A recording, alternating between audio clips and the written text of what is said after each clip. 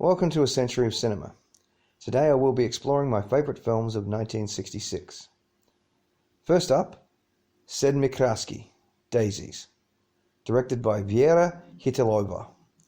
It stars Ivana Karbonova and Yitka Serhova as two young women named Marie, who upon realising that the world is spoiled, decide to be spoiled as well, and basically proceed to do whatever they want, the more thoughtless the better. They hit up a series of men for free lunches, then ditch them at the train after.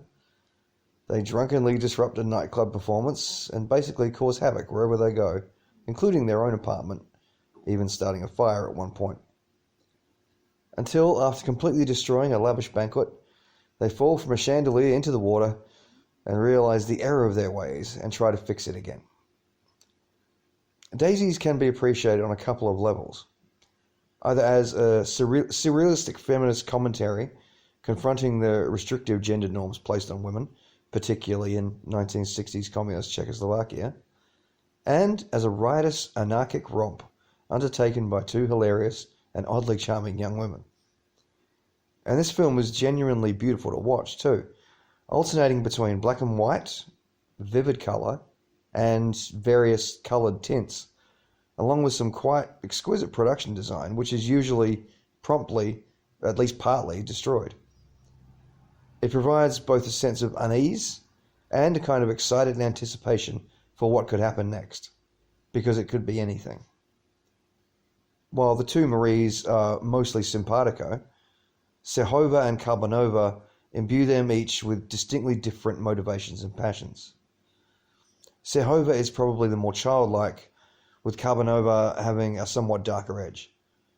And personally, I found myself substantially more drawn to Karbonova. She has a natural comedic gift and a sort of impish charm about her. At its core, Daisies is an art film. Light on plot, heavy on imagery and symbolism, yet it is also one hell of a fun ride. Mike Nichols' film of Edward Albee's play, Who's Afraid of Virginia Woolf, stars Richard Burton and Elizabeth Taylor as a bickering married couple named George and Martha, who, late one evening, have drinks with the new biology professor, played by George Segal, and his wife, played by Sandy Dennis. As the evening wears on, George and Martha become increasingly antagonistic with each other as the drinks flow freely, and they draw the younger couple into their dysfunctional relationship. Who's Afraid of Virginia Woolf was nominated for every eligible Oscar, only the second film to achieve this feat, after 1931's Cimarron. It won for actress, supporting actress, costume, art direction, and for Haskell Wexler's crisp atmospheric cinematography. This was the last time the cinematography Oscar was given out in both colour and black and white categories. And while it is beautifully shot, and given ample cinematic flair by Mike Nichols in his directorial debut, this is a film which stands tallest due to its screenplay and performances. Granted, Ernest Lehman's script does not deviate much at all from Albee's play, but it does what a good adaptation should do. It translates a work to film and stays true to the source material, improving it if possible. However, Albee's play is dripping with some of the wittiest, most acerbic dialogue in the history of theatre, so if it ain't broke, don't fix it. This film is quite the curiosity for me because I'm not particularly fond of any of the actors, but I love every single one of their performances here. Segal is probably the least interesting, but I still think it's by far the best thing he's ever done. Sandy Dennis is actually excellent in this. She's hilarious when she's hopelessly drunk and completely lost, and heartbreakingly sweet when she's broken and hurting. And her supporting actress Oscar is well earned. But Who's Afraid of Virginia Woolf is mostly about George and Martha, and Burton and Taylor hit every single beat to utter perfection. Apart from this film, I have no real interest in Elizabeth Taylor. I generally find her style rings false with me, but she is truly outstanding as Martha. Brazen, brash, obnoxious, but also totally broken. She every bit deserved her Oscar for this performance. And finally, Richard Burton gives my favourite performance in the film. While not as big and bold as Martha, George has moments of outward rage, but most of Burton's brilliance comes from the way he silently and subtly conveys his barely contained emotions. And Burton also delivers these brilliant lines like a true maestro. So, Richard Burton and Elizabeth Taylor in Who's Afraid of Virginia Woolf are my choices for Best Actor and Best Actress of 1966. Look, sweetheart, I can drink you under any goddamn table you want, so don't worry about me. I gave you the prize years ago, Martha. There isn't an abomination award going that you haven't won. I swear if you existed, I'd divorce you. Finally, Ingmar Bergman's Persona. Bibi Andersson plays Alma, a nurse charged with taking care of Elizabeth, Liv Ullmann in her first collaboration with Bergman, but by no means her last, an actress who has ceased speaking with no apparent physical cause. The two women head off to an island in the hopes that it will help Elizabeth recover. They soon grow closer, and Alma opens up to the still silent Elizabeth. But when Elizabeth betrays Alma's trust, Alma becomes more antagonistic towards her.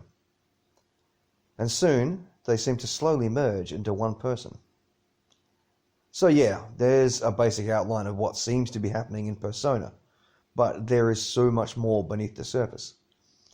Film scholars have been debating the meanings and themes of Persona since its release, and there is really no conclusive answer.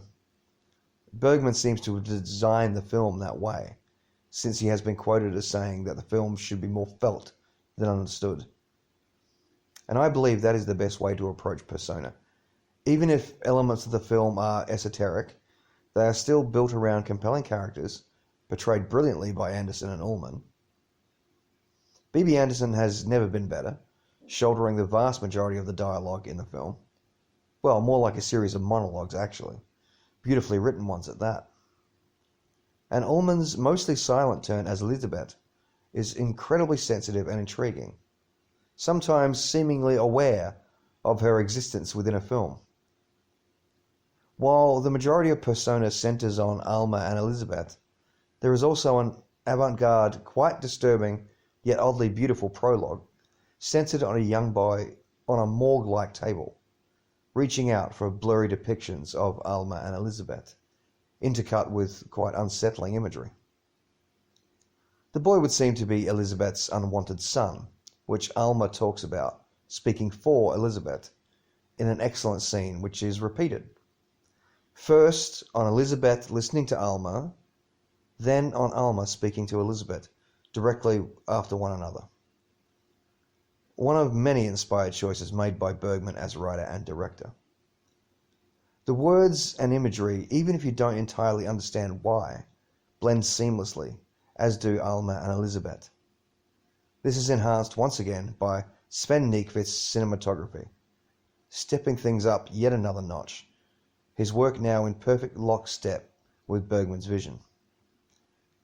Persona is one of the most influential and studied films in the history of cinema, but more importantly, it is an immaculately performed, beautifully shot, brilliantly written, and masterfully directed, emotionally powerful, and affecting unique film experience.